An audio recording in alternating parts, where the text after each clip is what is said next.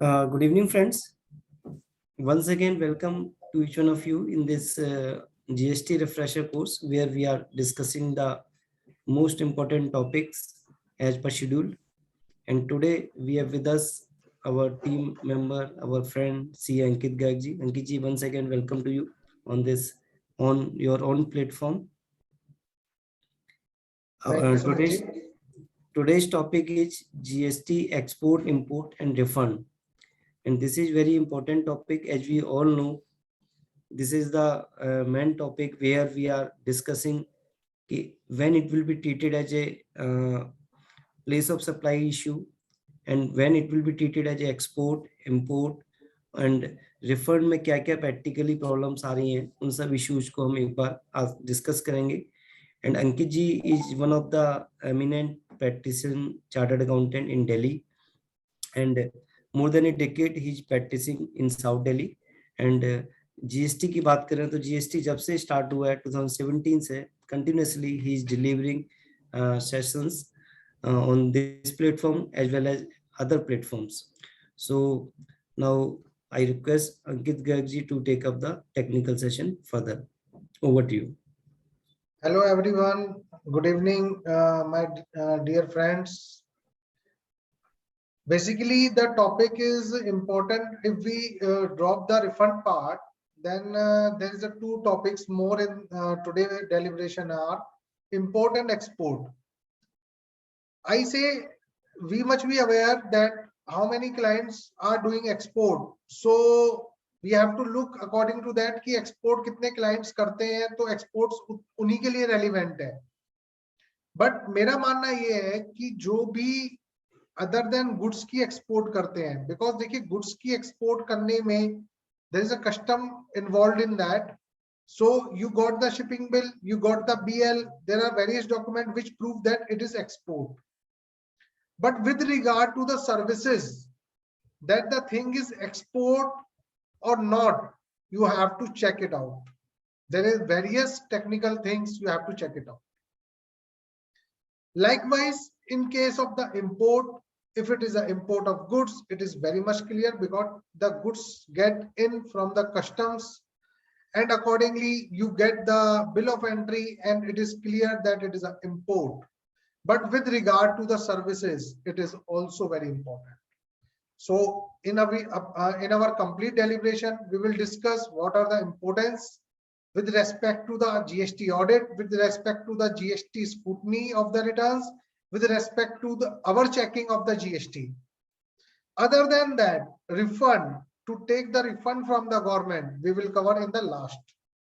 So I am starting my deliberation with a PPT presentation I have made for you all. So I am just sharing that. I think it is already being shared. Is it visible? No, Ankit ji, please share on the Zoom. Just a minute. I'm sharing.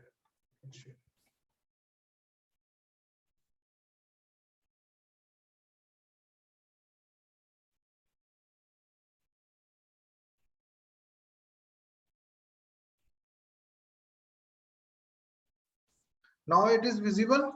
Yes.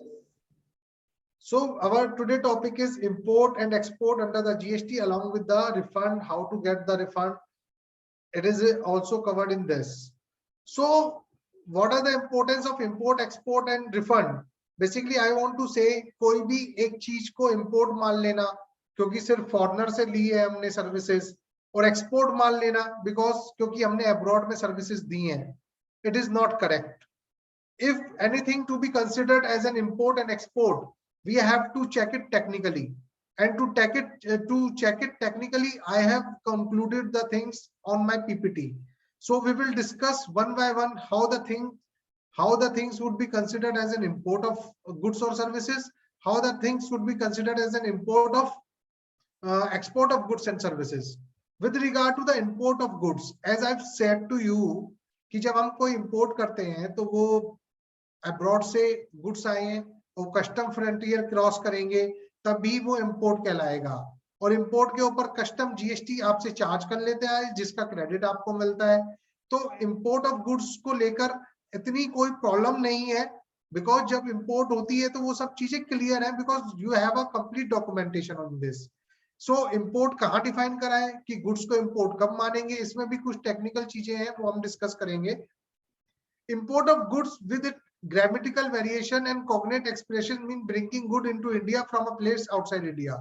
बड़ी simple definition है, कोई भी चीज को बाहर से हम India के अंदर ले आए वो गुड्स को, वो इंपोर्ट ऑफ गुड्स कहलाएगा।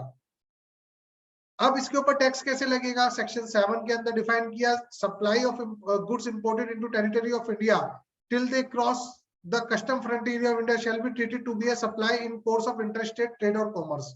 ये क्यों डिफाइन किया गया? इंपोर्ट पे आपने देखा होगा कि आईजीएसटी ही लगता है। क्यों लगता है? Because it is defined that it should be considered as an interstate trade and commerce. So on import of goods, the IGST would be levied by the custom. So it is clear in section 7. Analysis मैंने डाला है इसके अंदर, simple ये चीज कही गई है कि 200 नॉटिकल माइल्स को फ्रॉम द कोस्ट लाइन, इसमें सेक्शन 256 ऑफ सीजीएसटी एक्ट है जो कहता है, डेफिनेशन इंडिया की उसने डिफाइन करी कि India includes exclusively economic zone which means bringing goods in 200 nautical miles from its coastline will be import even if the goods has not been reached at the custom frontier of India। इसके कहने का मतलब ये है कि coast line से अगर 200 nautical miles के अंदर अगर गुड्स लाए गए अंदर तक तो वो इंपोर्ट कहलाएगा। बेसिकली ये स्मगलिंग को रोकने के लिए ये इंडिया की डेफिनेशन अकॉर्डिंगली डिफाइन है।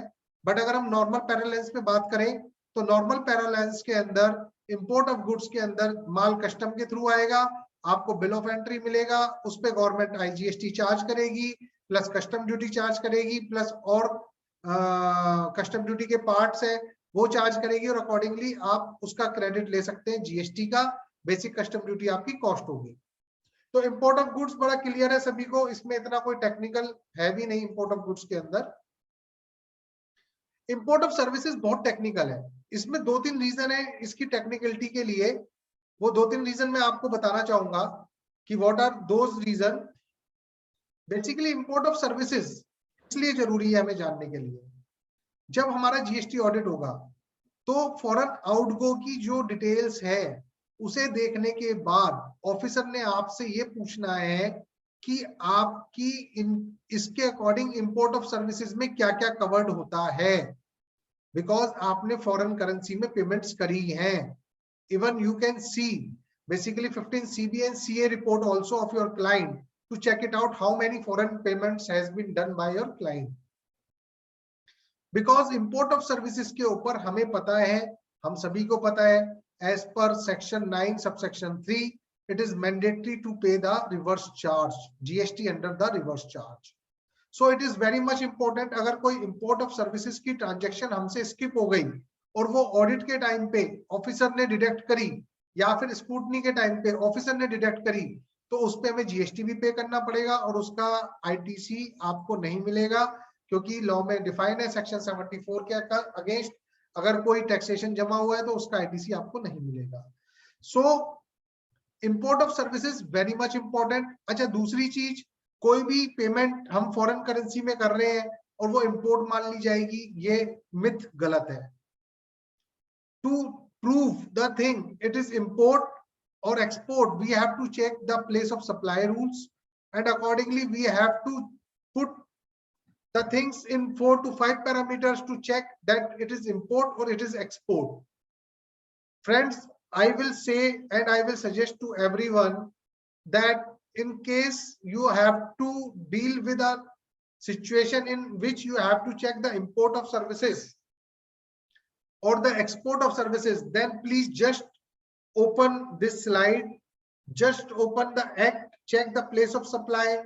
If the things are fitted in all these parameters, then it is import of services. If the things are not fitted in these parameters, then it would not be a import of services।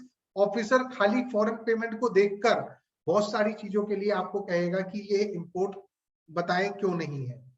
तो import of services क्या कहेंगे, section 2 subsection 10, basically because आपको पता है inter state transaction has been governed by IGST act majorly, and zero rated is also defined in the IGST Act। So in this section 210 of IGST Act, import of services means the supplier, जो हमें supply दे रहा है वो outside India होना चाहिए, जो recipient है वो इंडिया के अंदर होना चाहिए, और प्लेस ऑफ सप्लाई हमारी इंडिया के अंदर होनी चाहिए। इसका कहने का मतलब क्या है? मेरा कहने का मतलब ये है, अगर ये 3 पैरामीटर फुलफिल होते हैं तो ही ट्रांजैक्शन इंपोर्ट ऑफ सर्विसेज के अंदर आएगी, otherwise it would not be a import of services even if the payment is made in a foreign currency to abroad. Understand my point? Why I am emphasizing on import of services?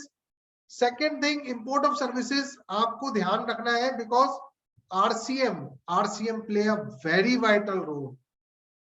कोई मेरा client है, मैं एक example देता हूं और मैं चाहूंगा चैट के अंदर सब लोग आंसर प्लीज करें जिससे कि इंटरेक्टिव रहे सेक्शन। मेरा एक क्लाइंट है जिसने रजिस्ट्रेशन नहीं लिया जीएसटी का, उसने फॉरेन से and he is doing the business, उसने फॉरेन से अपने बिजनेस के लिए एक कंसल्टेंसी ली, मैनेजमेंट कंसल्टेंसी ली, और ही don't have the GST registration. क्या उसे जीएसटी रजिस्ट्रेशन कराना पड़ेगा अगर इंपोर्ट के अंदर वो कवर्ड होता है? I want the answer in the chat box in the form yes and no please. Yes yes, Sumit Nanda ji, Naveen ji, yes.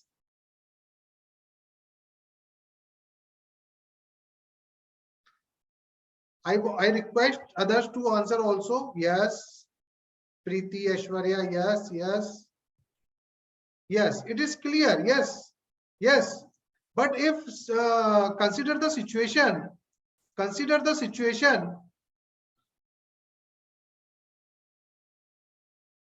no, as per section 24, Ragini, if it is covered, Ragini ji, agar section 24 के according हम check करेंगे, there is a mandatory registration required, and if the person has to pay the GST under a reverse charge, then it is mandatory to take a registration. So exemption limit is not a part. If any transaction has been done with regard to the import of services, then even if he is not dealing, he has no revenue, then also he has to take a GST registration. It is very important. I will cover in my slide to come that part also. So import of services की importance हमें समझ में आ गई, simple चीज है, हमें कुछ नहीं करना. This limit is only for outward supply. This is not for the inward supply covered under an RCM. Yeah, they are giving the exemption limit, but it is not there. If you have to pay the GST in RCM, you have to take a registration, you have to pay it. It is basically Ragini ji ने लिखा कि exemption limit फिर क्यों दी हुई है? Yes, you can we can give to the finance ministry exemption limit क्यों दी हुई है? But no, right now as per the law you have to pay the GST under an RCM and registration is mandatory for the same. तो हमने बताया section 210 of the IGST act के अंदर हमें चीजें डाल देनी है अपनी और चेक करना है कि वो इंपोर्ट ऑफ सर्विसेज है या नहीं है. तो इसके अंदर सप्लायर कहाँ लोकेटेड माना जाएगा, रिसिपिएंट कहाँ लोकेटेड माना जाएगा, और प्लेस ऑफ सप्लाई क्या होगी, ये हम in the coming deliberation cover करेंगे सारा कुछ. और ये सबसे इंपॉर्टेंट आप समझिएगा, अगर हमने ये चीज समझ ली तो हमारी एक्सपोर्ट और इंपोर्ट दोनों की दोनों हमारी सॉर्ट आउट हो जाती है, हमारी कवर हो जाती है. सेक्शन 71B ने क्या कहा, CGST supply include import of services for a consideration whether or not in course or furtherance of business. मैंने आपसे एक बात कही थी कि मान लेते हैं वो बिजनेस भी कर रहा है, तो वो जो बिजनेस भी कर रहा है खाली ऐसा नहीं है वो कह रहे इंपोर्ट ऑफ सर्विसेज के ऊपर जीएसटी पे होना ही होना है, और वो सप्लाई के अंदर इंक्लूसिव क्लॉज डाला गया. इसी के चलते आप देखेंगे OIDAR हम आगे कवर करेंगे. जब हम गेम खेलते हैं इंटरनेट पे, I used to watch Netflix on that. Government ने इस सेक्शन के चलते उनको इंस्ट्रक्शन दी, लॉ के अंदर डाला कि that they have to compulsory take a registration if they and they have to pay the GST on B2C supply if they are doing this transaction.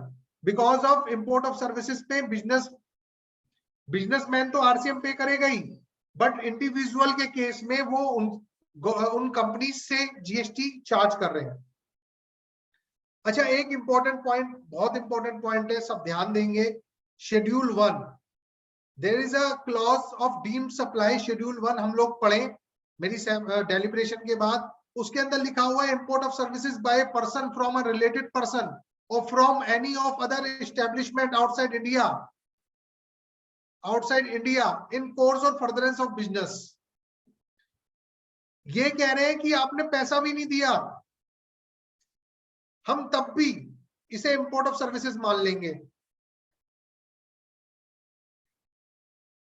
Basically, what is there, import of services is very much important.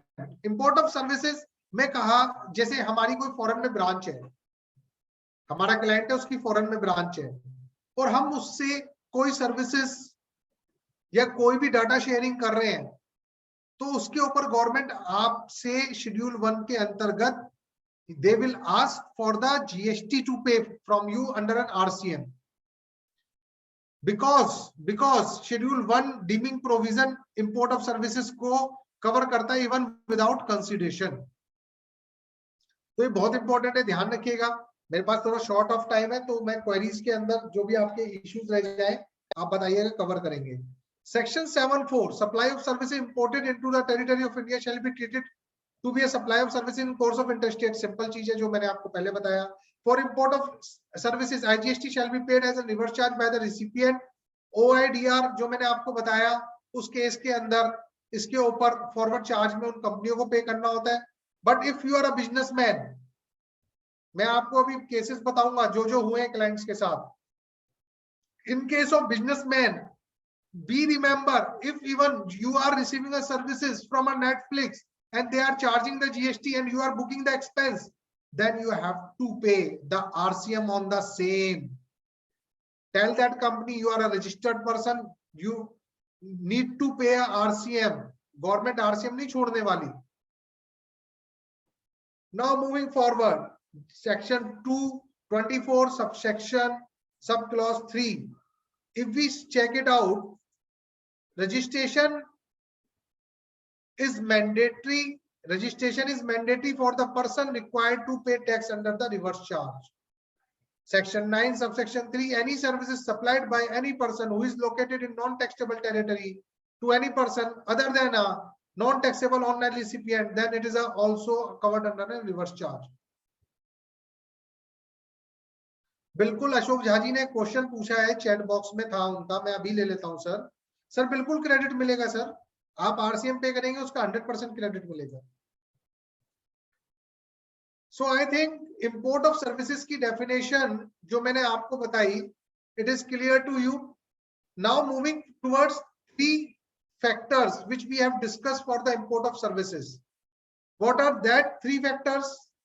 That the person who is providing the services is located outside India, the person who is receiving the services is located in India, and place of supply India में होना चाहिए।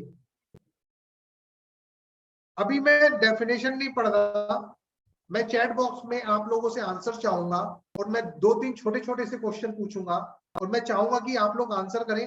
बस मैं 3 चीजें आपको बता के चलूंगा कि कौन सा कहाँ लोकेटेड है।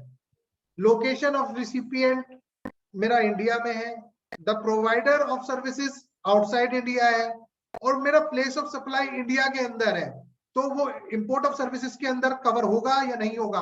I want the answer in yes and no please.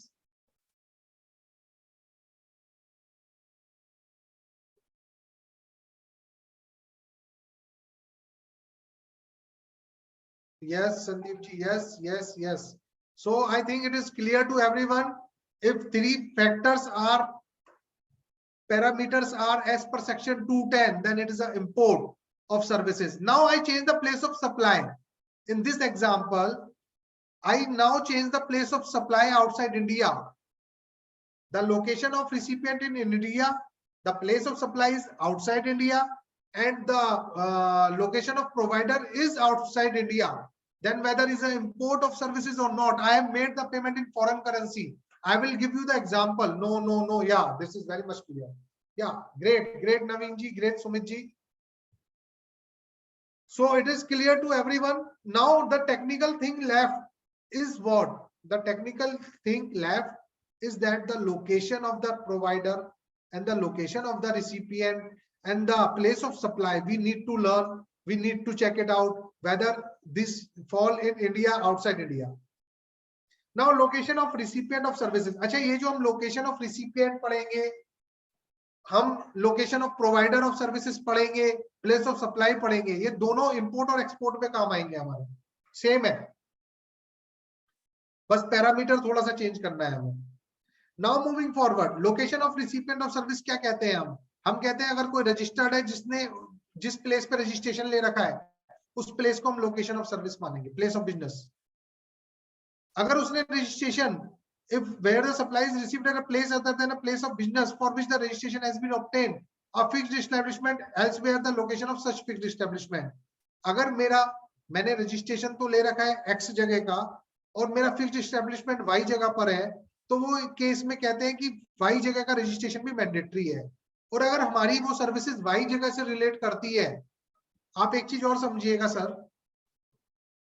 मेरी 2 ब्रांचेस हैं, दोनों ब्रांचेस इंडिया के अंदर रजिस्टर्ड है, एक मेरी दिल्ली के अंदर है, एक मेरी हरियाणा के अंदर है। मैंने आर्किटेक्ट अपॉइंट करा, आई want the answer in the chat box from all the viewers. मैंने एक आर्किटेक्ट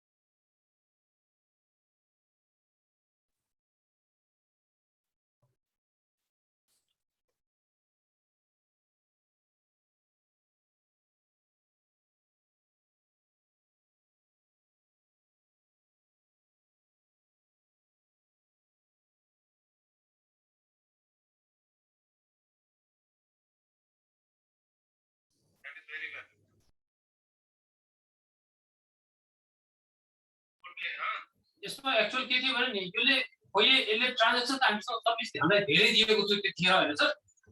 हामीले त फ्रिजर त म्याक्सिमम फ्रिजर युज गर्थ्यौं नि त्यो युनिकको।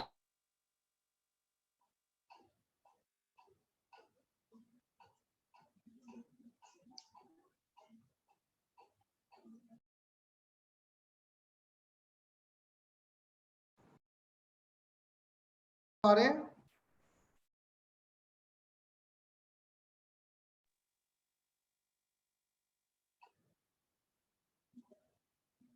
मैं दोबारा से sorry for the interruption. Basically what I am saying, in my example I have 2 offices, one is in Delhi, one is in Haryana. I have taken a architect services from abroad and for Haryana branch, but I have paid the RCM in my Delhi branch, so it is not allowed, it is not allowed as per clause B. Basically what it say कि जिस जगह के लिए आपने वो services ली है आप उसी स्टेट के अंदर जीएसटी पे करेंगे, आरसीएम भी पे करना है तो आप उसी स्टेट के अंदर पे करेंगे। तो इसका हमें ध्यान रखना है। क्लॉज सी क्या कहता है, मैंने किसी प्लेस का रजिस्ट्रेशन नहीं लिया जिसका रजिस्ट्रेशन रिक्वायरमेंट था एज पर द लॉ। आपने सुना होगा इमूवेबल प्रॉपर्टी से रिलेटेड कहते हैं कि जहां इमूवेबल प्रॉपर्टी लोकेटेड है वहीं का हम प्लेस ऑफ बिजनेस मानेंगे, तो वहां रजिस्ट्रेशन लेना मैंडेटरी है। For my Haryana, if I am a builder और मेरी हरियाणा में साइट चल रही है और fixed establishment as per the definition fall करता है, मैंने रजिस्ट्रेशन नहीं भी लिया उस जगह का और मैंने उसके रिलेटेड कोई इंपोर्ट ऑफ सर्विसेज ली, तो मुझे रजिस्ट्रेशन लेना मैंडेटरी है और मुझे आरसीएम उस फिक्स्ड एस्टेब्लिशमेंट की लोकेशन पे करना है, उस स्टेट में पे करना है instead of the registered place. तो उस केस में कहते हैं कि रिसिपिएंट हम उस फिक्स्ड एस्टेब्लिशमेंट को मानेंगे।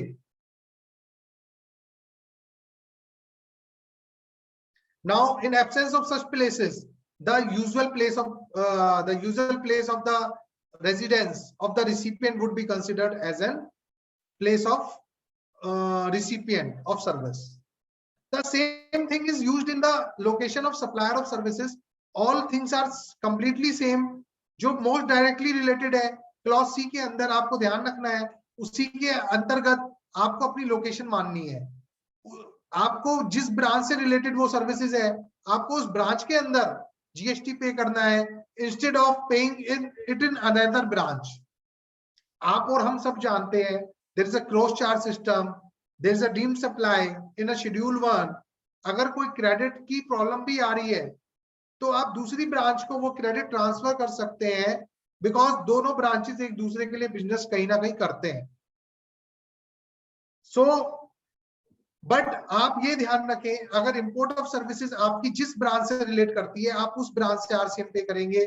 किसी और ब्रांच से अगर आपने आरसीएम पे किया तो डिपार्टमेंट उसको वैलिड नहीं मानेगा, वो आपसे आरसीएम दोबारा पे करा सकता है। दो there is a law, if it is paid under an or wrong head, under IGST instead of CGST SGST, तो आप रिफंड ले सकते हैं। डबल टैक्सेशन नहीं है लॉ के अंदर, but it is hard. So we have, as in chartered accountants, we have to remember, we have to keep this law in mind, and we have to pay in which related, जिस जगह से related है उस जगह पे हम GST को पे करें। फिक्स्ड एस्टेब्लिशमेंट की डेफिनेशन मैंने यहाँ पे डाली है कि फिक्स्ड एस्टेब्लिशमेंट किसे कहेंगे, प्लेस जहां पे परमानेंट डिग्री ऑफ प्रेजेंस होनी चाहिए। अगर वो permanent degree of presence in structure related to the human और टेक्निकल रिसोर्सेज है तो फिक्स्ड एस्टेब्लिशमेंट माना जाएगा। इस पे बहुत सारे डिस्कशंस हुए हैं और अकॉर्डिंगली आपको उस फिक्स्ड एस्टेब्लिशमेंट का रजिस्ट्रेशन लेना चाहिए। प्लेस ऑफ बिजनेस डिफाइंड है कोई भी warehouse, godown, any other place जहां से आप वो गुड्स या फिर सर्विसेज प्रोवाइड करा रहे हैं, या फिर जहां पे आप बुक्स ऑफ अकाउंट्स मेंटेन करते हैं, या फिर आपका प्लेस वेयर आपका एजेंट लोकेटेड है, वो प्लेस ऑफ बिजनेस कहलाएगा। जैसे कि मैंने बताया था गुड्स के केस के अंदर आपका जो जीएसटी है वो कस्टम से चार्ज होता है।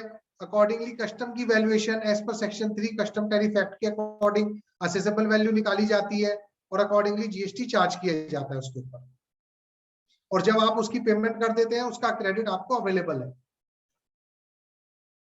एक आपने डिस्प्यूटेड मैटर सुना होगा, पीछे जब हमारी सेमिनार हो रही थी और सिद्धांत जी एक सेमिनार ले रहे थे with regard to GST audit, उन्होंने भी ये पॉइंट डाला था कि जब आप इंपोर्ट ऑफ सर्विसेज कर रहे हैं और आप वो import of services CIF value पर कर रहे हैं, as per my, I think my all brothers and sisters know the CIF and FOB difference. CIF value means if the insurance and freight is covered in that consideration, then in that case what the law says, what the government says, that you have to pay the GST on the RCM on a freight which is charged by the vendor from you. हमने कहा government से, sir जब आप custom की valuation करते हैं तो उसके अंदर फ्रेट और इंश्योरेंस इंक्लूड कर आप आईजीएसटी ले चुके हैं, फिर अलग से इसे इंपोर्ट ऑफ सर्विसेज मान के हमसे आरसीएम क्यों डिमांड कर रहे हैं? तो गुजरात हाई कोर्ट का इस पे स्टे है, बट व्हाट आई से, जो हमारे क्लाइंट लिटिगेशन नहीं चाहते बिकॉज आरसीएम का क्रेडिट हमें अवेलेबल है, तो हम आरसीएम का पेमेंट करके उसका क्रेडिट ले लें। मतलब मेरा कहना ये है, अगर आप कोई गुड्स आपके वेसल से आ रहे हैं और CIF कॉन्ट्रैक्ट है, तो फ्रेट के ऊपर आपको GST पे करना है। हमने गवर्नमेंट से कहा जी वैल्यू कैसे निकालेंगे फ्रेट की, कस्टमर तो मुझसे लमसम चार्ज कर रहा है, तो गवर्नमेंट कहती है कि आप 10% of the CIF value you will consider as a freight and pay the GST on that under an RCM. So what I say, if the amount is huge, your client cannot be able to claim the ITC, then आप question ले सकते हैं Gujarat high court का। अगर आपके client को ITC मिल रहा है और RCM आप पे कर सकते हैं, तो आप उसका ITC ले और RCM पे कर दें to avoid the litigation. I think this is clear to everyone. I am waiting for the query with related to this CIF value freight के ऊपर आपको RCM पे करना है if the goods is imported via vessel. अगर कोई query है तो प्लीज चैट बॉक्स में लिखिए, आई वांट कि मैं इसे यहीं सॉर्ट आउट कर दूंगा। I am waiting for a seconds, 1 minute I am waiting.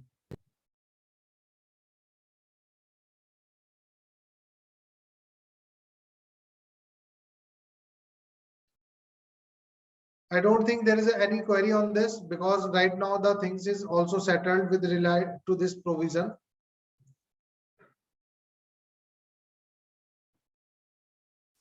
Now moving forward, section 2 subsection 5 हमने जो import पढ़ा, अभी हमारा place of supplies में pending रह गया। एक query आई है, how to show RCM value in 3B. In 3B there is a basically you have to show the RCM value in 3B. चमन जी, जो ITC का section है जहां हम ITC डालते हैं, उस ITC के section के अंदर एक आता है import of services, तो आप import of services वाले कॉलम में वैल्यू डालिए और जो IGST है वो IGST के कॉलम में डालिए। आपको वहां डालना है import of services के अंदर, अगर वो RCM import of services से रिलेटेड है।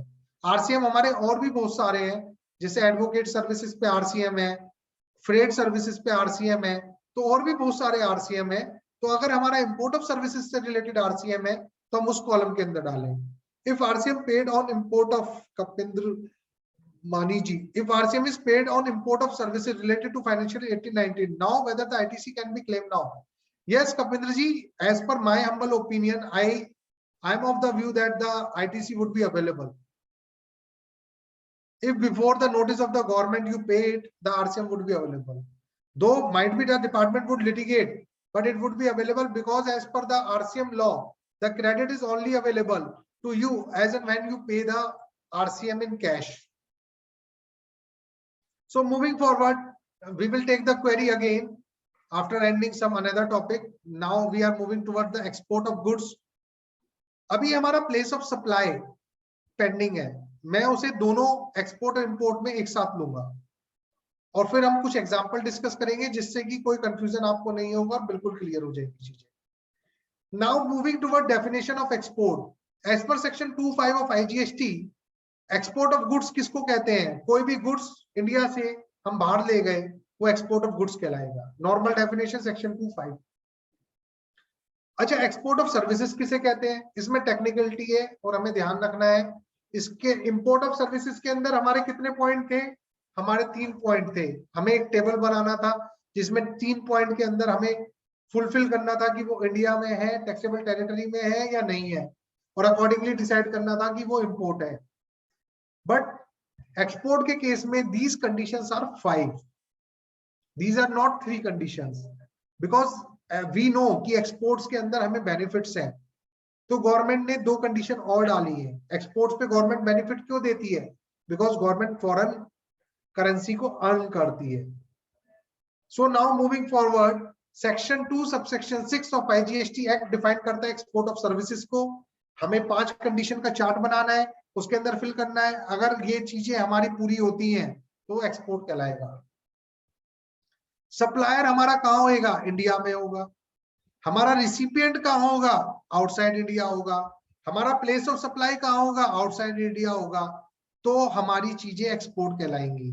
और इसमें एक कंडीशन और डाली गई, payment has been received in convertible foreign exchange or in Indian rupee wherever permitted by the Reserve Bank of India.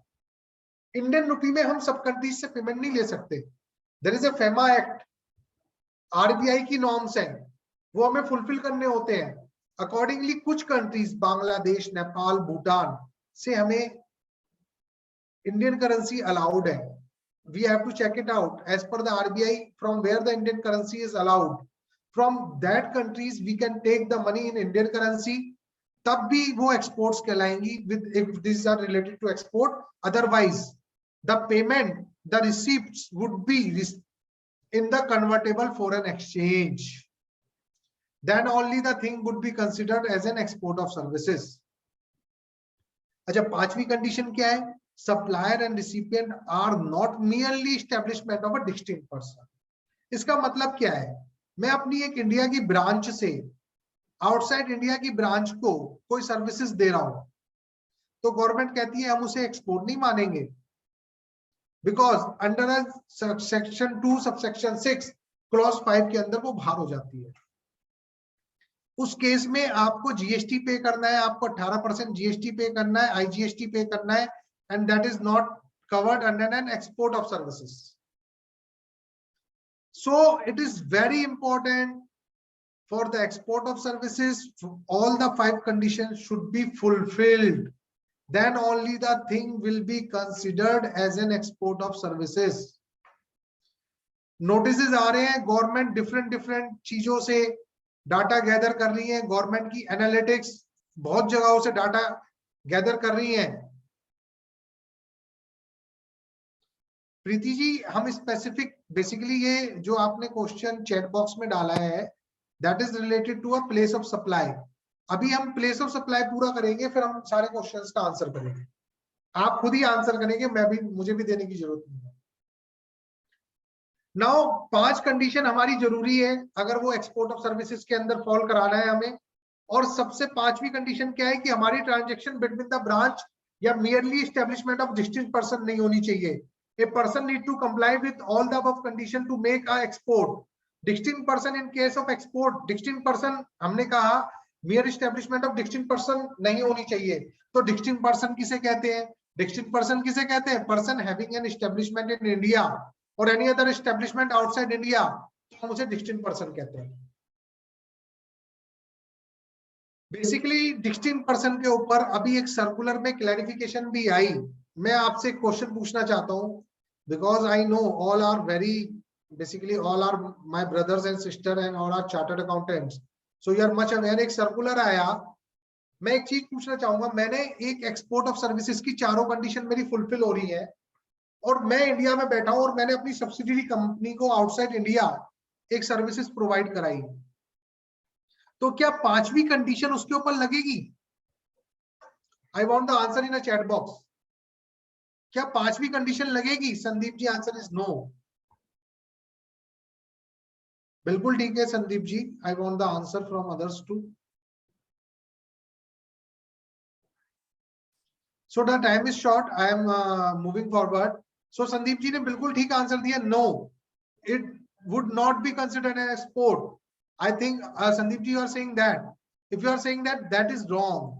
In case of the subsidiary, if you are providing any services to another corporate, whether you have 99% shareholding in that case, it would not be considered as a branch. Mere establishment of distinct person नहीं consider होगी और आप accordingly उसके ऊपर export मान सकते हैं, वो export कहलाएगी। मेरा कहने का मतलब क्या है, अगर कोई होल्डिंग कंपनी अपनी सब्सिडी कंपनी को एक्सपोर्ट ऑफ सर्विसेज दे रही है और सारी कंडीशन फुलफिल हो रही है, तो 5वीं कंडीशन के अकॉर्डिंग उसे मियर एस्टेब्लिशमेंट ऑफ डिस्टिंक्ट पर्सन नहीं मानेंगे, वो सारी सर्विसेज कवर्ड है एक्सपोर्ट्स के अंदर।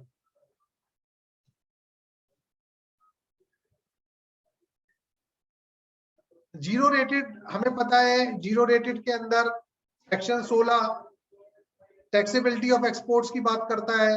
सेक्शन 16 कहता है जीरो रेटेड सप्लाई के अंदर आपके पास ऑप्शन है, या तो आप एलयूटी अप्लाई करें और उसकी एक्सपोर्ट विदाउट पेमेंट कर दें, या फिर एक्सपोर्ट विद पेमेंट कर दें, तो कस्टम से आपका ऑटोमेटिकली रिफंड आ जाएगा।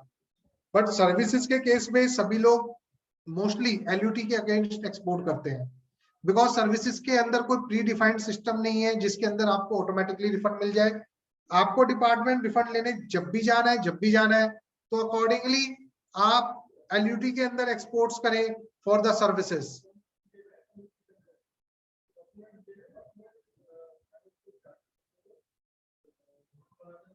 Just a second please. So export of goods में हमारे पास ऑप्शन है कि हम LUT के अंदर भी कर सकते हैं, हम उसे कस्टम के थ्रू जो एक्सपोर्ट कर रहे हैं विद पेमेंट ऑफ IGST भी कर सकते हैं। बट पेमेंट ऑफ IGST जब मैं कहता हूं तो इसका कहने का मतलब ये नहीं कि आप कस्टमर से चार्ज करेंगे, बिकॉज अनजस्ट एनरिचमेंट के अकॉर्डिंग आप कस्टमर से चार्ज नहीं करेंगे, आपको अपना प्रोडक्ट कॉम्पिटिटिव करना है। अकॉर्डिंगली आपका जो प्राइस होगा वो प्राइस एक्सक्लूसिव ऑफ IGST होगा, और वो IGST का रिफंड आपको गवर्नमेंट देगी। आप LUT के अंदर भी कर सकते हैं, ऑटोमेटिकली रूट भी ले सकते हैं गुड्स के केस में, बट बिकॉज सर्विसेज के केस में, दोनों ही केस में आपको डिपार्टमेंट विजिट करना है, तो ये आपका ऑप्शन है, आप क्या चूज करना चाहेंगे। Zero rated supply, zero rated supply, zero rated supply. अभी पीछे बहुत लोगों ने गलतियां करी हैं GST रिटर्न के अंदर। क्या गलती करी, उन्होंने कहा एक्सपोर्ट है, it is nil rated, accepted वाले कॉलम में डाल दी उठा के 3B के, तो रिफंड अटक गए। Zero rated is a zero rated. Zero rated means export, means a supply to SEZ that would be reported in a 3B under a column export of exports के column में आपको उसको डालना है, जीरो रेटेड के column में आपको उसको डालना है, उसको आपको एग्जेम्प्टेड और निल रेटेड में नहीं डालना है।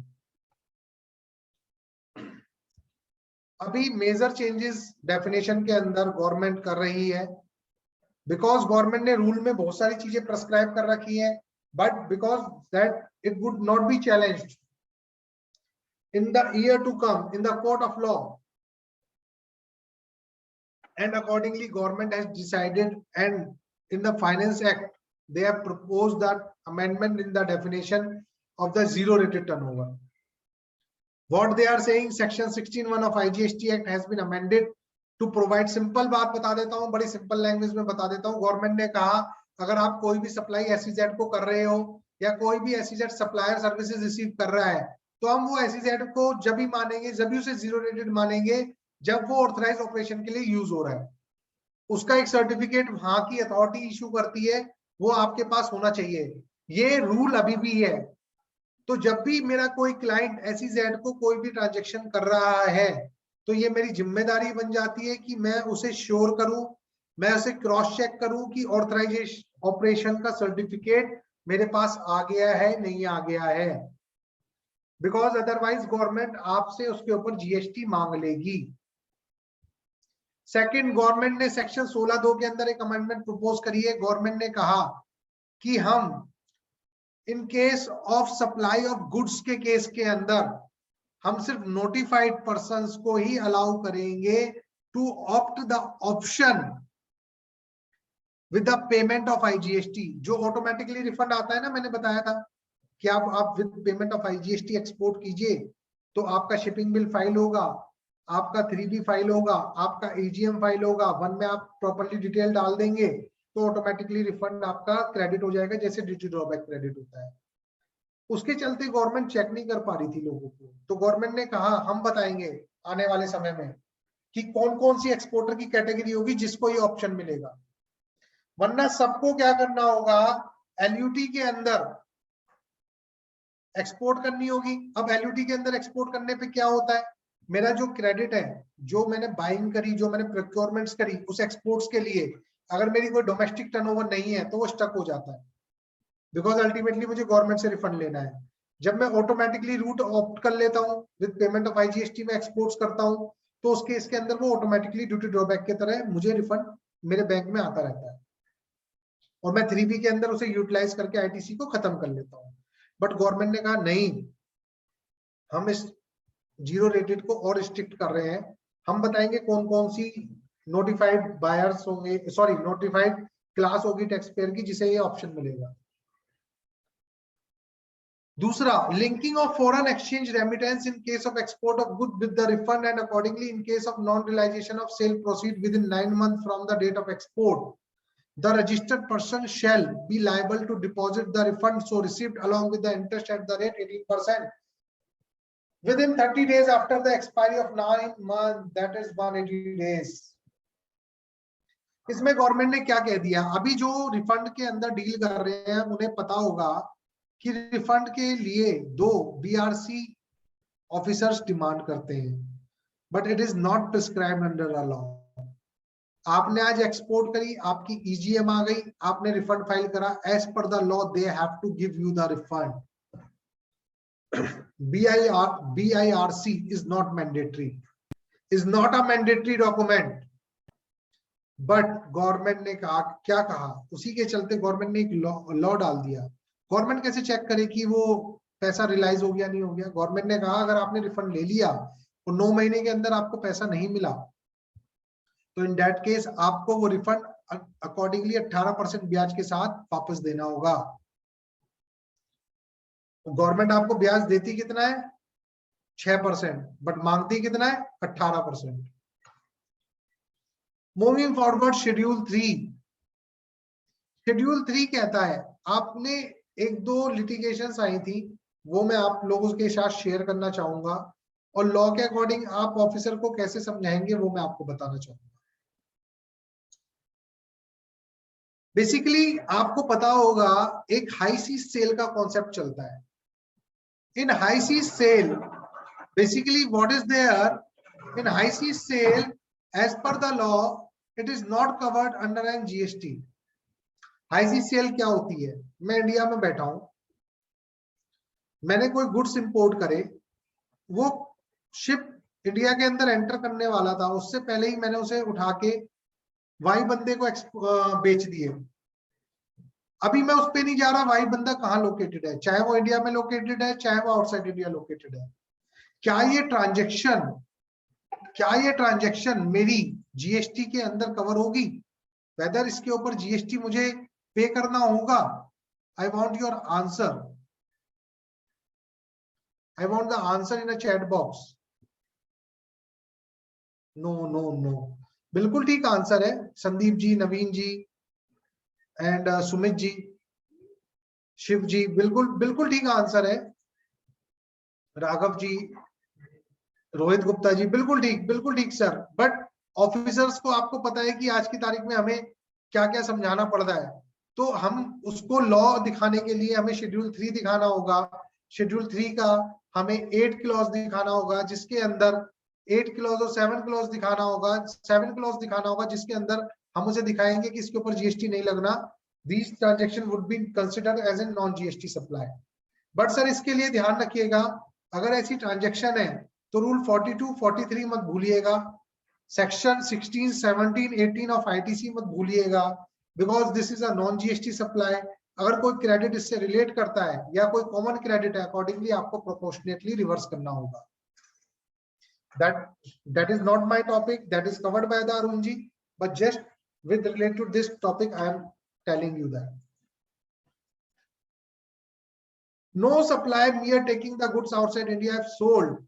बेसिकली क्या है, जब हम हमारे कुछ क्लाइंट्स एग्जीबिशन करने आउटसाइड इंडिया जाते हैं तो वो गुड्स को एग्जीबिशन पर्पस के लिए बाहर ले जा सकते हैं, बट गवर्नमेंट ने कहा या तो वो 6 महीने में बेच दें, अगर वो 6 महीने में नहीं बेचेंगे तो वो उसे वापस ले आए, वरना वो उसे सप्लाई मान लिया जाएगा।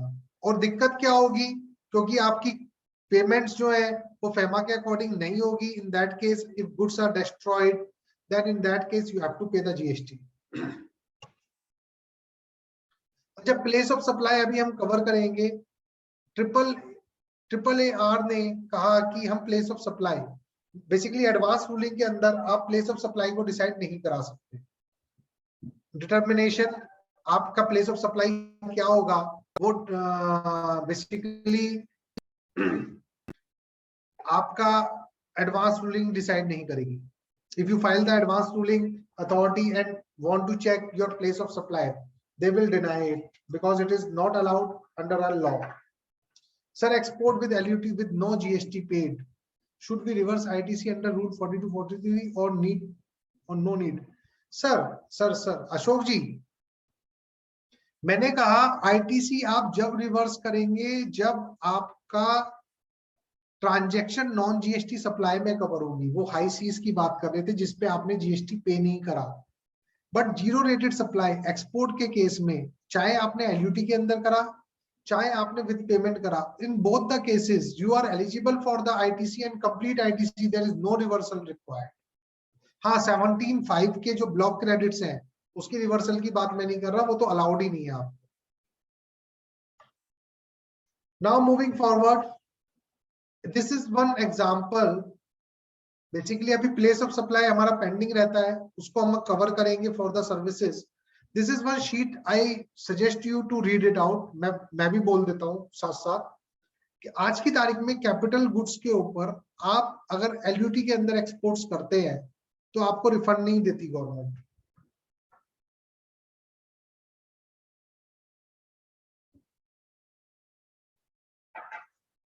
Because as per the rule, if you check out the calculation, then in that case, this capital goods ITC को बाहर रखा गया है, उसको एलिजिबल ITC के अंदर नहीं मानते हम लोग as per the law। But अगर आप export with payment of IGST करते हैं तो उस केस में सर कोई रिस्ट्रिक्शन नहीं है, कैपिटल गुड्स का भी क्रेडिट आपको रिफंड, सॉरी क्रेडिट की बात नहीं कर रहा मैं, रिफंड की बात कर रहा हूं, तो भी आपको रिफंड मिलेगा। अच्छा मेरा 100% एक्सपोर्टर है, एक्सपोर्ट ऑफ गुड्स कर रहा है, तो मैं उसे सिंपल कहता हूं कि सर आप export with payment of IGST करें, आप डिपार्टमेंट के चक्कर में ना पड़े, क्योंकि डिपार्टमेंट से रिफंड लेने में तन मन धन तीनों चीजें लगती हैं, हमें सबको पता है ये बात।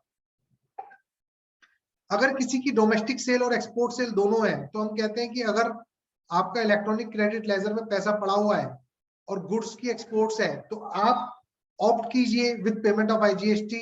अगर आपके इलेक्ट्रॉनिक क्रेडिट लेजर में पैसा पड़ा हुआ है, अगर नहीं पड़ा हुआ तो आप LUT भी ऑप्ट कर सकते हैं। बहुत लोगों को कंफ्यूजन होता है, सर मैंने LUT ले लिया, मेरे क्लाइंट ने LUT ले लिया, तो अब वो एक्सपोर्ट विद पेमेंट नहीं कर सकता। नो, आप सुबह शिपमेंट अंडर LUT कीजिए, दोपहर में आप विद पेमेंट कीजिए, फिर शाम को विद LUT कर दीजिए। Every shipment would be considered as separate shipment and you can opt for each and every shipment as you want. Plan accordingly. Compensation cess, आपके कुछ क्लाइंट्स होंगे जो टेक्सटाइल मैन्युफैक्चरिंग में इन्वॉल्व होंगे या फिर वो कोल यूज करते होंगे जिसके ऊपर सेस लग के आता है। मैं एक एग्जांपल डाल रहा हूँ, और भी बहुत सारी चीजों के ऊपर सेस लगता है, तो रिफंड मिलेगा सर। लॉ थोड़ा सा ठीक से नहीं बनाया हुआ, मगर कम मिलेगा अंडर एन LUT। आप कहेंगे सर आप तो कंफ्यूज कर रहे हैं, कब LUT में करें कब LUT में ना करें। देखिए मेरा कहना ये है, सिंपल समझिएगा, आपका 100% एक्सपोर्टर है, आप अंडर एन LUT मत कीजिए, आप ऑटोमेटिकली रूट में जाइए, जिससे कि रिफंड आपका एक ऑटोमेटिकली रूट से आता रहे, डिपार्टमेंट को अप्रोच ना करना। मगर अगर उसके यहाँ कोल यूज होता है और उस पर कंपनसेशन सेस आपके क्रेडिट में आ रहा है तो उसका क्रेडिट आपको मिलेगा सर। और वो कब मिलेगा? जब आप LUT के अंदर एक्सपोर्ट करेंगे और आप उसका रिफंड मांगेंगे गवर्नमेंट से, तो आपको उसका रिफंड कंपनसेशन सेस का मिलेगा। Please check it out. और मैंने रिफंड लिया भी है और आप ले सकते हैं। जो कहते हैं ना GST is very simple, GST is good and simple tax, मैं उनके लिए कहूंगा सर एक्सपोर्टर और इंपोर्टर को चार्टर्ड अकाउंटेंट अपॉइंट करना पड़ेगा इन प्लानिंग्स के लिए। These are the planning allowed under an law. These are nothing we are doing tax evasion. This is a planning. So you can read my this slide. Put the question in a chat box. I will answer each and every question. अच्छा, merchant exporter के case में जो client आपके merchant exporters को good supply कर रहे हैं, तो बी एश्योर कि वो सारी कंडीशंस नोटिफिकेशन 41/2017 फुलफिल हो रही है या नहीं हो रही है। अगर नहीं हो रही है तो गवर्नमेंट आपसे पूरा टैक्स डिमांड कर सकती है। प्लस एज एन एक्सपोर्टर आप एश्योर करें कि आप मर्चेंट एक्सपोर्टर के अंदर अगर परचेजेस कर रहे हैं तो आप वो सारी कंडीशन फुलफिल कर रहे हैं। Now moving forward, in case of export of refund can be applied. मैं आपको ऑलरेडी बता चुका हूं, दोनों ही मेथड में आप अप्लाई कर सकते हैं। अगर आप LUT के अंदर कर रहे हैं तो उस केस के अंदर आपको डिपार्टमेंट जाना होगा, RFD के फॉर्म्स फाइल करने होंगे। अभी मैं आगे की स्लाइड में मेरे कवर्ड है। ये मैंने एक छोटी सी स्लाइड बनाई है, फिर हम प्लेस ऑफ सप्लाई की तरफ रुख करेंगे। बड़ी सिंपल, हम ऑलरेडी डिस्कस कर चुके हैं, इस पे टाइम वेस्ट नहीं करते। इंपोर्ट क्या कहलाएगा मैंने लिख दिया है, एक्सपोर्ट क्या कहलाएगा एक मैंने छोटी सी समरी आप लोगों के लिए बनाई। नाउ हमने देखा कि इंपोर्ट और एक्सपोर्ट के केस में सर आपने एक चीज दोनों ही जगह पर कॉमन थी, वो थी प्लेस ऑफ सप्लाई। इंपोर्ट के केस में प्लेस ऑफ सप्लाई कहां होना चाहिए मेरा, इंडिया के अंदर होना चाहिए, और एक्सपोर्ट के अंदर मेरा प्लेस ऑफ सप्लाई कहां होना चाहिए, आउटसाइड इंडिया के अंदर होना चाहिए। तो मुझे क्या करना होगा, मेरा प्लेस ऑफ सप्लाई क्या माना जाएगा, मेरा प्लेस ऑफ सप्लाई क्या होगा, उसके लिए सेक्शन के अंदर ये क्लॉजेज हैं जो आपको बताएंगे कि आपके केस में प्लेस ऑफ सप्लाई क्या होगा। अच्छा, जनरल क्लॉज क्या है, अगर हम स्पेसिफिक क्लॉज में नहीं कवर होते तो जनरल क्लॉज बड़ा सिंपल है, लोकेशन ऑफ द रिसिपिएंट। अगर रिसिपिएंट की लोकेशन अवेलेबल नहीं है तो लोकेशन ऑफ सप्लायर को ही हम प्लेस ऑफ सप्लाई मान लेंगे। यानी कि अगर ये 12 क्लॉजेस के अंदर मेरी सर्विसेज कवर नहीं हो रही तो उस केस के अंदर हमारा रेजिड्यूरी क्लॉज लगेगा, location of recipient would be considered as an place of supply. Now I am moving back, हम स्टार्ट करते हैं स्टार्टिंग क्लॉज से। Goods required to be made physically available and services require physical presence of the receiver और person acting. हम एक example में लेता हूं, सपोज इंडिया के अंदर एक ब्यूटी सैलून है और फॉरेन से कोई एक्ट्रेस, हॉलीवुड की एक्ट्रेस इंडिया में आके इंडियन मेकअप कराती है और वो ब्यूटी पार्लर वाला उसके चार्जेस लेता है, वो जीएसटी में रजिस्टर्ड है, वो कह रहा है कि सर मेरी तो ये 0 रेटेड सप्लाई है, मेरी एक्सपोर्ट ऑफ सर्विसेज है। तो हमें क्या चीजें करनी है, हमें 5 चीजें चेक करनी है।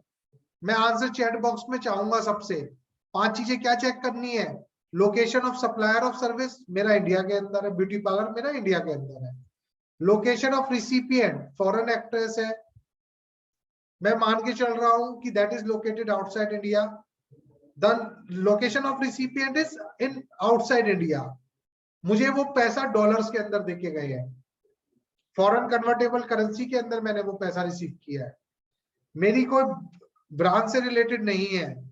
फोर्थ क्लॉज मेरा हो गया। नाउ थर्ड क्लॉज, क्या प्लेस ऑफ सप्लाई इस केस में क्या मानते हैं हम, जहां वो सर्विसेज एक्चुअली परफॉर्म हुई है, वो हमने सर्विसेज इंडिया के अंदर दी है, तो क्या ये 0 रेटेड मानी जाएगी? No, it's not export. Yes Aishwarya ji, बिल्कुल correct, no export as the place of supplies in India, बिल्कुल करेक्ट। राघव गर्ग जी भी नो, बिल्कुल। I think this is clear to everyone because the location is in India, because it is considered as an actual performance. हमारा कोई client है जो outside India बैठा है और वो ये कहता है कि मैं इंडिया से कुछ गुड्स परचेज कर रहा हूं जिसकी इंस्पेक्शन आपको करनी है कि उसकी क्वालिटी ठीक है या नहीं है, मेरी सारी कंडीशन फुलफिल हो जाएंगी बट प्लेस ऑफ सप्लाई वाली कंडीशन फुलफिल नहीं होगी। In that case, I have to pay the GST, I have to pay the IGST. So the place of supply is that much important. Now moving forward, in case related to the services related to the immovable property, services of the expert and estate agent, accommodation by hotel inn, in that case, the place of supply would be the where that location of the immovable property is there. जहां उस property की immovable property की location है वो place of supply माना जाएगा। अगर कोई फॉरेनर मेरे इंडिया के अंदर आकर रुक रहा है मेरे होटल्स के अंदर, तो होटल इंडस्ट्री को उसके ऊपर जीएसटी पे करना पड़ रहा है बिकॉज वो एक्सपोर्ट्स के अंदर कवर नहीं होता, बिकॉज मेरा होटल इंडिया में लोकेटेड है और प्लेस ऑफ सप्लाई इंडिया माना जाता है, उसके ऊपर आईजीएसटी पे करना ही करना है होटल को। Now moving forward, service by way of admission to or organizing any cultural, artistic, sporting educational, conference, fair, and any ancillary to that, the place where event is actually held.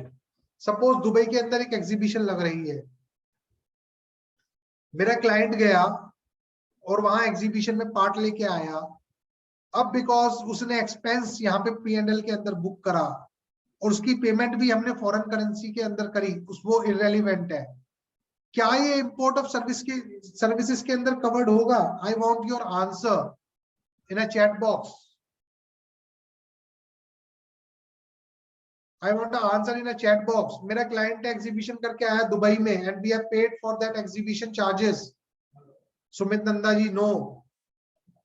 Yes Sumit ji, बिल्कुल. This would not be considered as an import of services because place of supply would be outside India. That is not in India. So now you are understanding. I think it is clear to everyone. Simple. आपको उसी tab के अंदर जाना है. Import के अंदर 3 condition fulfil, export के अंदर 5 कंडीशन फुलफिल. एक्सपोर्ट तो एक्सपोर्ट, इंपोर्ट तो इंपोर्ट. पेमेंट एक्सपोर्ट के केस में फॉरेन करेंसी में आनी मैंडेटरी है. Banking services to the account holder, intermediary service. ये इंटरमीडियरी सर्विस ना बहुत इंपॉर्टेंट है. ये लिखा मैंने बीच में, but it is very much important. अभी 1-2 एग्जांपल लेंगे इसके. Hiring of the means of transport other than aircraft and vessel. So the location of the supplier, जहां लोकेशन सप्लायर की लोकेशन है उस प्लेस को हम place of supply of services मानेंगे. Now moving forward, transportation of goods. Intermediary service. Intermediary service generally क्या है?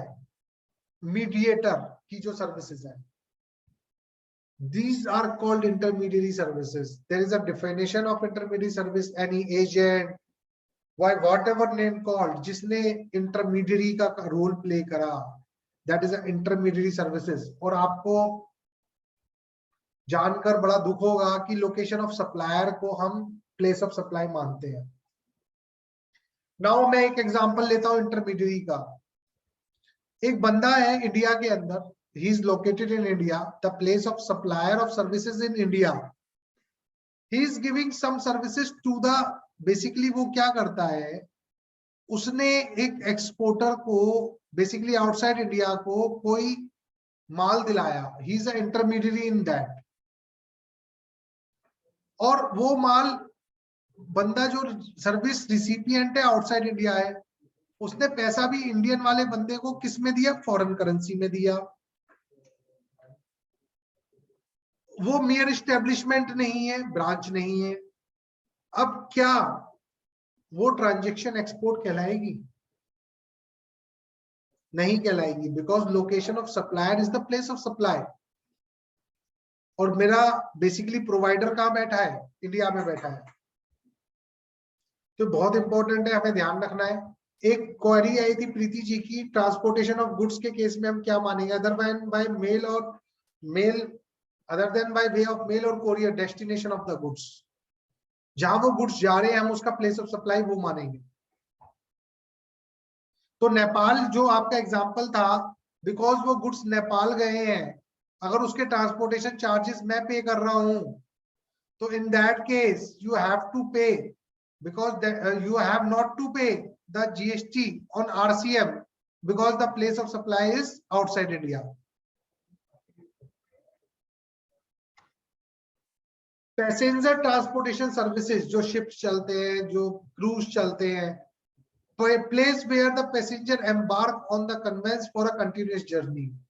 जहां पे उस पैसेंजर ने एम्बार्क किया, यानी मुंबई से दुबई जो क्रूज शिप जा रहा है, उस केस के अंदर अगर वो क्रूज शिप वाला किसी फॉरेनर को सर्विसेज प्रोवाइड करा रहा है,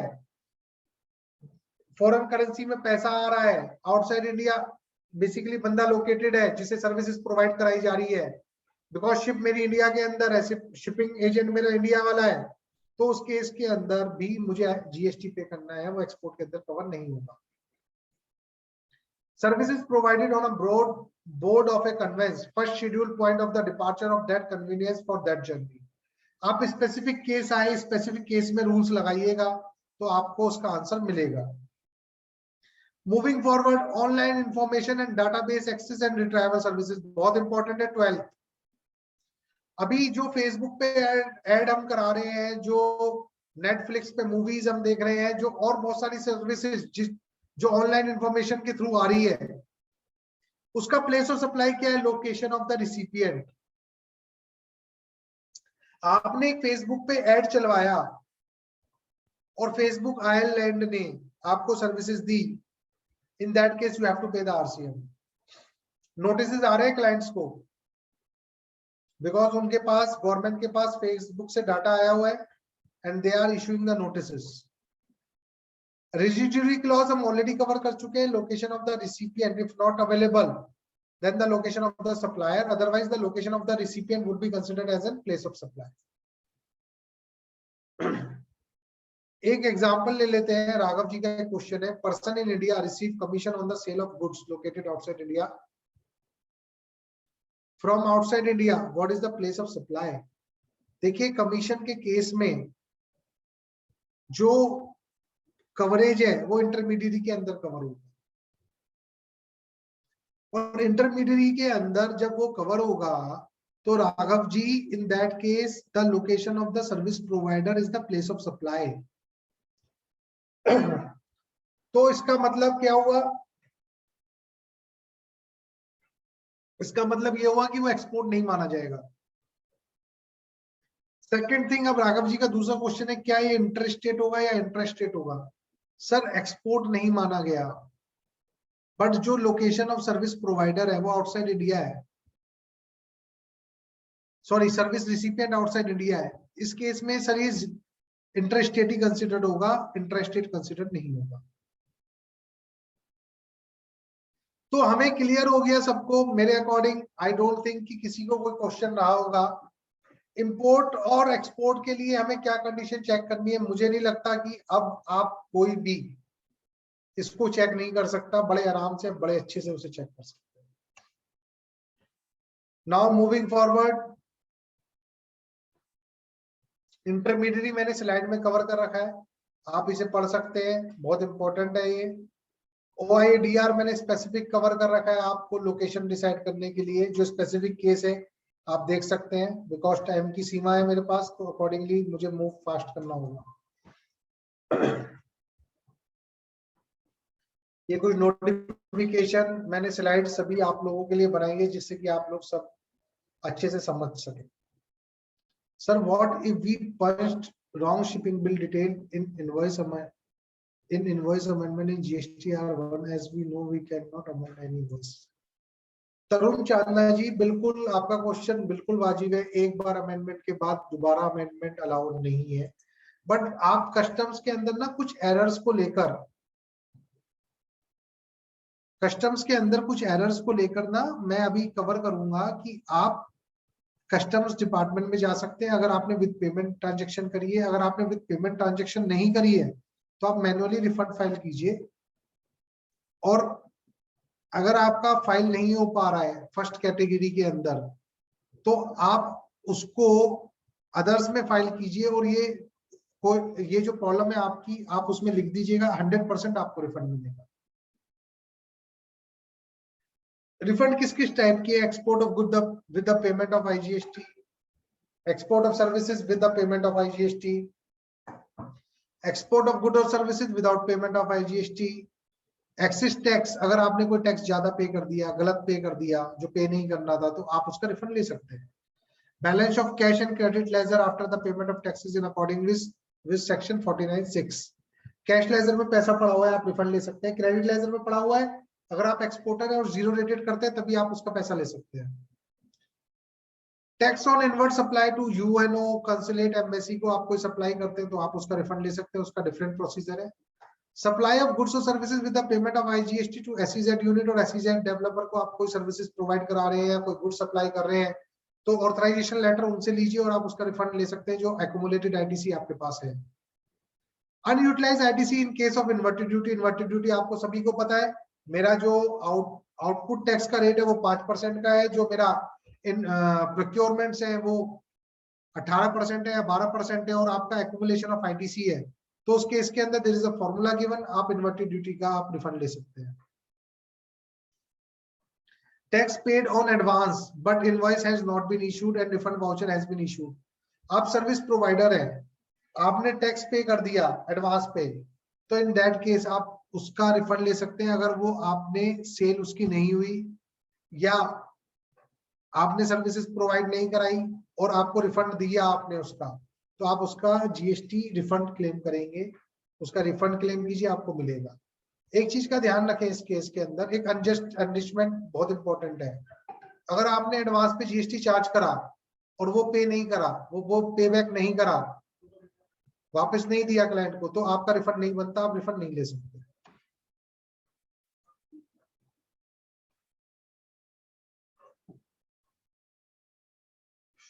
रिफंड की जो जनरल टाइमलाइन है वो 2 इयर्स है। अब ये टाइमलाइंस बेसिकली आपको सभी को पता है क्या फॉर्मूले है, ईजीएम मैंडेटरी है, ईजीएम जब तक नहीं फाइल होगी तब तक आपको रिफंड नहीं मिलेगा। अच्छा, जो आपका एक क्वेश्चन था सर, एक आपका क्वेश्चन था, 1 मिनट में क्वेश्चन ले रहा हूँ। ये कुछ एरर कोड्स मैंने दिए हुए हैं, मैं एक आईसीएस का स्लाइड शेयर करूंगा जिसके अंदर इसका सॉल्यूशन दे रखा है।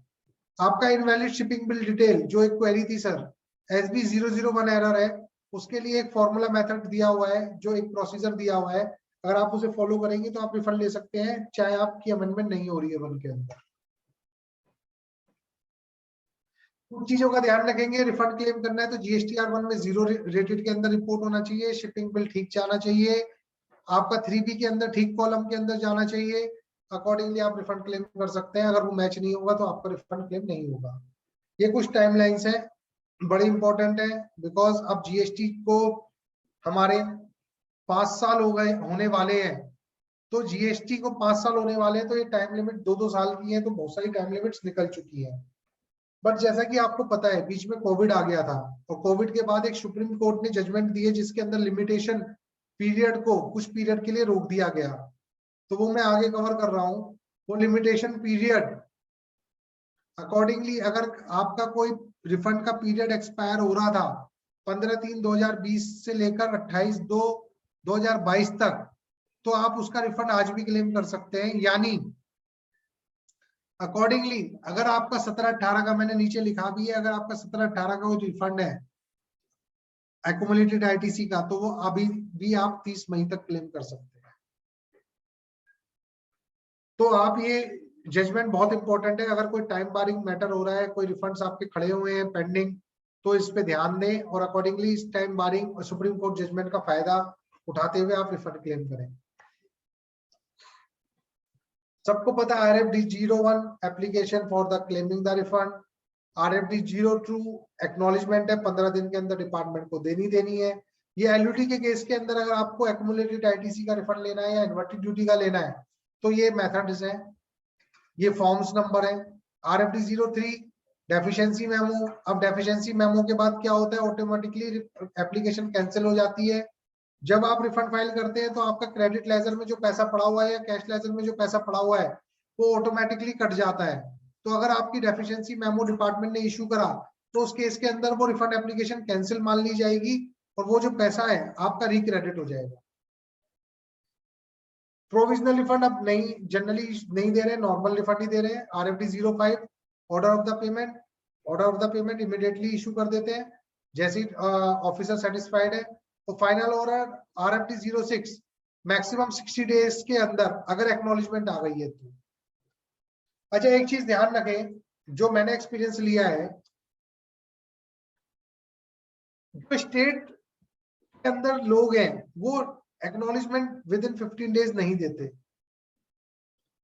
जब तक एक्नॉलेजमेंट आपकी नहीं आएगी तब तक टाइम पीरियड उनका चालू नहीं होता। तो आप एक्नॉलेजमेंट के लिए रिटर्न में लिखिए कि सर या तो आप हमें डेफिशिएंसी मेमो दें या एक्नॉलेजमेंट दें, और वेट करें 15 दिन का, उसके बाद उनसे बोले ये बात, बिकॉज 15 दिन के अंदर वो डेफिशिएंसी मेमो दे सकते हैं, तो उसके बाद वो आपका रिफंड रिजेक्ट नहीं कर सकते प्रैक्टिकली। संदीप जी अभी आपकी क्वेरी लेंगे हम। Moving forward, These are the formula. All you are aware with this.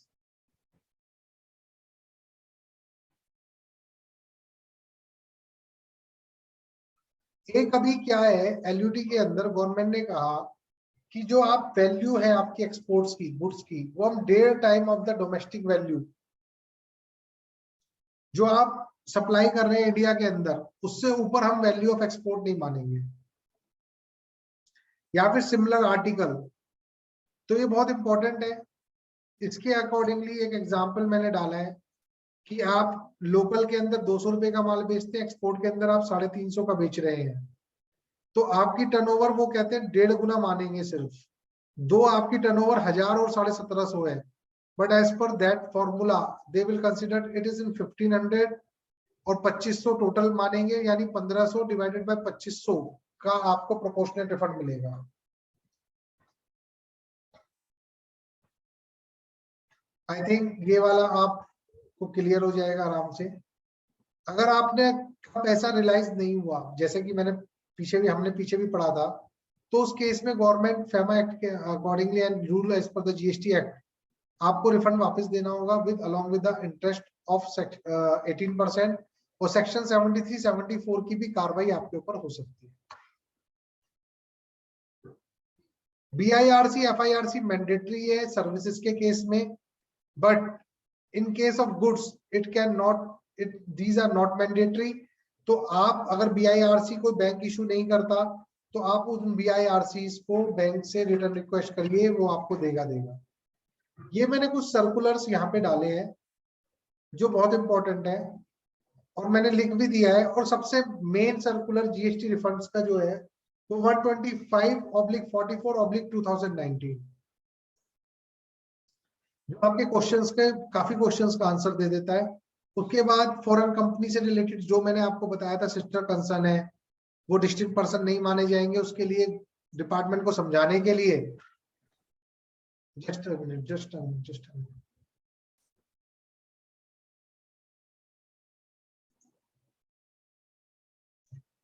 वो डिपार्टमेंट को समझाने के लिए ये सर्कुलर इशू करा गया है। 162 सर्कुलर इशू करा गया है अगर रोंग हेड के अंदर रिफंड ड्यू है।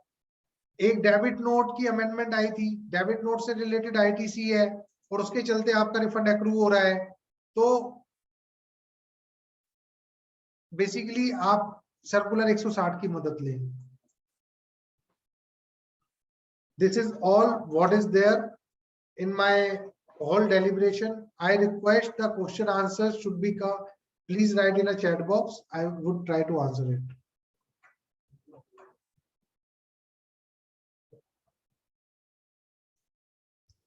सर एक्सपोर्ट ऑफ सर्विसेज के केस में बिल्कुल देख लेते हैं sir.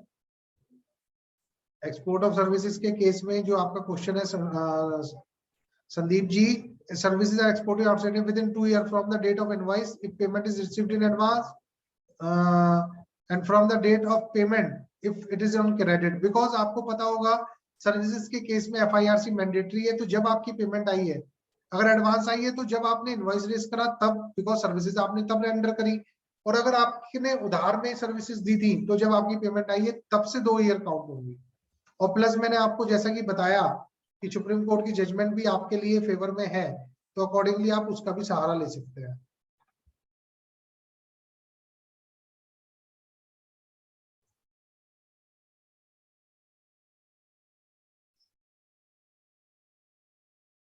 any more queries? Sandeep ji clear है? थैंक यू आपको क्लियर हो गया ये।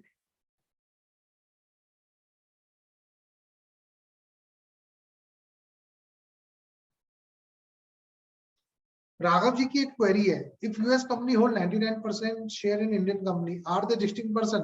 राघव जी इसके लिए सर्कुलर भी मैंने रेफर किया है आपको। अगर कोई डिपार्टमेंट वाला आपको परेशान कर रहा है तो आप ये सर्कुलर का हवाला दे सकते हैं, और आप इसे एक बार रीड करेंगे तो आपको बिल्कुल क्लियर हो जाएगा।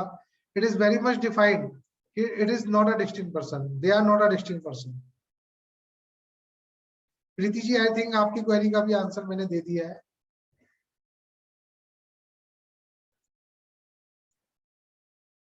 अंकुर ji in my query regarding interest. हाँ Raghav ji, my name is Ankit. And Raghav ji, it would be considered as an interstate, not intrastate, because to whom you are providing the services is located outside India in your case. So it would be intrastate, sir.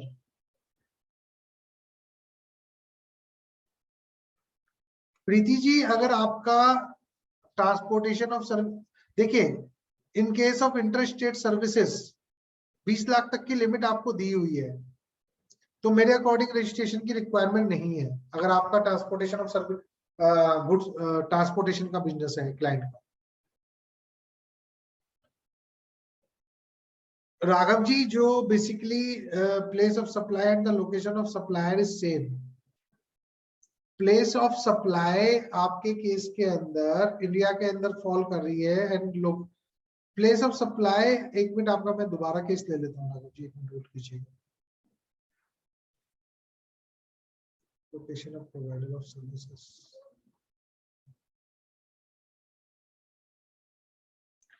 Basically जब हम इस rule के अंदर fall नहीं करेंगे ना, तो हमें रेजिडुअरी रूल के अंदर जाना पड़ेगा, जो नॉर्मल रूल सॉरी, बिकॉज आपका तो फॉरेनर है, तो आपको इस केस के अंदर, एक मिनट होल्ड कीजिएगा सर, बताता हूँ। Person is in India, receive commission on sale of goods located, receive commission or sale of goods located outside India from outside India. What is the place of supply? The place of supply in इस case के अंदर section 7 के according interstate ही कहलाएगी। एक minute हम ऊपर चलते हैं, अपनी स्लाइड को देख लेते हैं।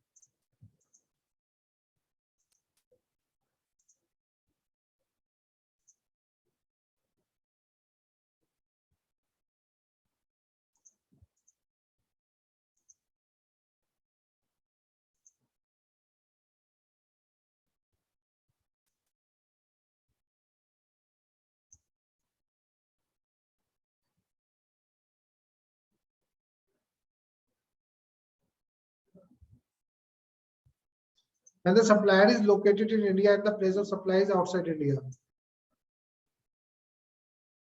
बिल्कुल, बेसिकली आपके केस में राघव जी हम इसे IGST sorry CGST HGST charge करेंगे sir. Sir CGST HGST charge करेंगे सर, आईजीएसटी नहीं चार्ज करेंगे।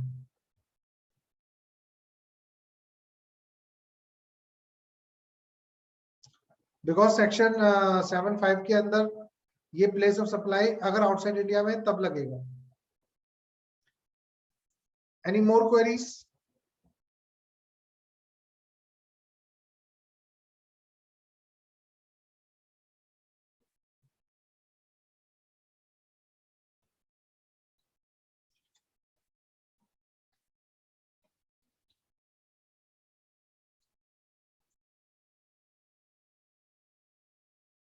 कोई और क्वेरी, कोई लाइव पूछना चाहता है पूछ सकते हैं।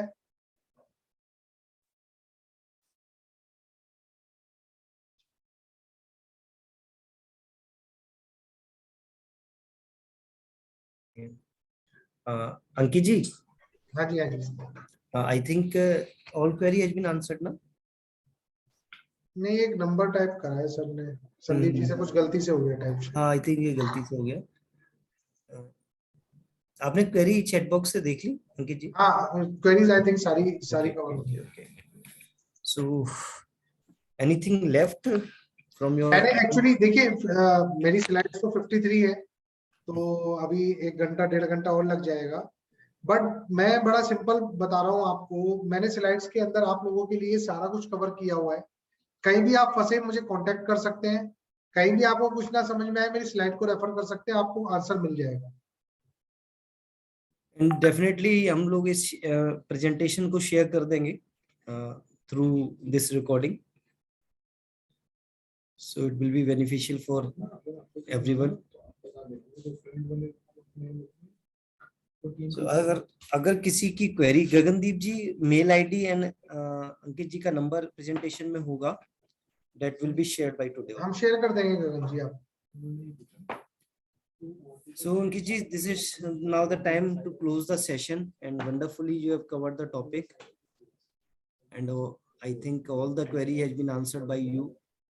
अगर स्टिल कोई क्वेरी किसी पार्टिसिपेंट की रहती है तो you can unmute yourself and ask before closing the session.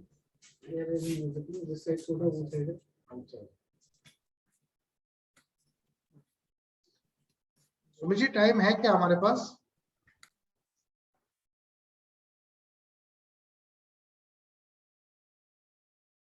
अगर कोई 10-15 मिनट का कोई टॉपिक है कोई नहीं, बेसिकली सारा कवर कर लिया बेसिकली हमने। ओके हाँ, सभी को क्लियर भी है, मतलब answers are coming very correctly.